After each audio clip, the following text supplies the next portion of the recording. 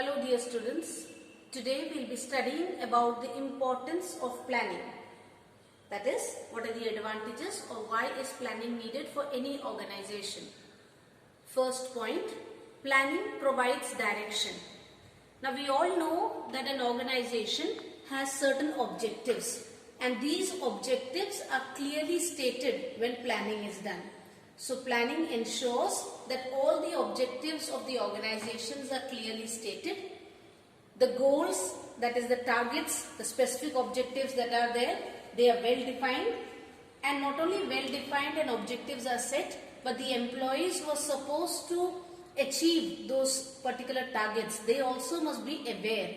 When all that is done, all the work that is there in the organization would be in proper coordination. That is, objective is set, the goals from the objective, whatever the specific goal for that particular month, that is defined, and the employees are made aware of it.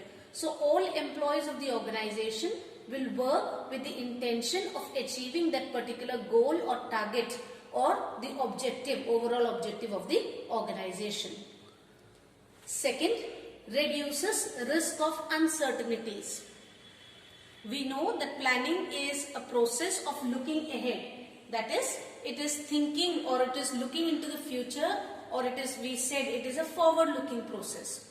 Now when we are saying or we think about the future, future is something that is uncertain. Now with planning you can show or you can think about a way in which whatever changes are there in the future, those changes can be anticipated and the manager can think of a way to deal with those particular changes. That is, it does not give a clear-cut solution, or it does not tell you that in future this is going to happen.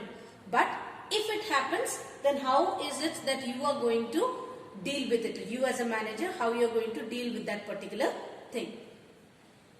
Third, reduces wasteful activities. Now planning sees to it that there is coordination between the different departments. All departments coordinate with each other so that each department is able to achieve its objective or its target. Now when there is clarity in work, because planning clearly says who is supposed to do what work. When there is clarity in work, there will be no overlapping. Overlapping means when the same work is done by more than one person. That is overlapping. Overlapping leads to wastefulness of or wastage of resources. So overlapping is prevented, and when overlapping is not there, then all useless activities or all activities which are non-productive or unproductive, those can either be reduced or they can be eliminated in total. Fourth, promotes innovative ideas. When we are thinking about what we want to do for the future, it acts as a guide for planning, acts as a guide for the future events.